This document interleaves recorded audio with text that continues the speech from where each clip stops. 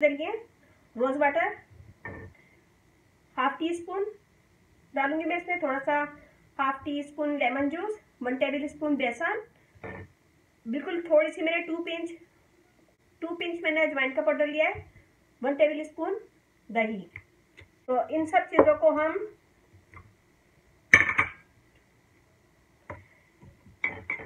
बेसन डालेंगे और अजवाइन का पाउडर, दही, थोड़ा सा लेमन जूस,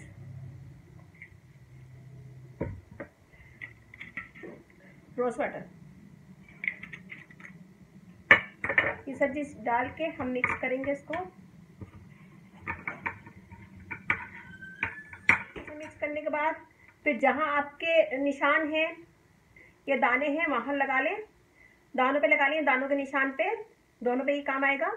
और इसको पूरी रात के लिए छोड़ दें और सुबह उठ के नीम गर्म पानी से मुंह धो लें। और तो आप देखिएगा आपकी स्किन से दाने खत्म हो जाएंगे और दानों के निशान भी खत्म हो जाएंगे। वीक में 2 से 3 दफ़ा कर सकते हैं। थोड़ा सा बनाएं और उसको बना के फ्रिज में रख लें, 1 से 2 दिन यूज़ करें और फिर दूसरा नया बना लें।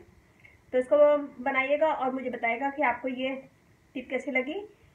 और मेरा फेसबुक पेज है, उसे ज्वाइन कीजिएगा, रानीज ब्यूटी टिप्स, और उसे लाइक कीजिएगा फेसबुक पे।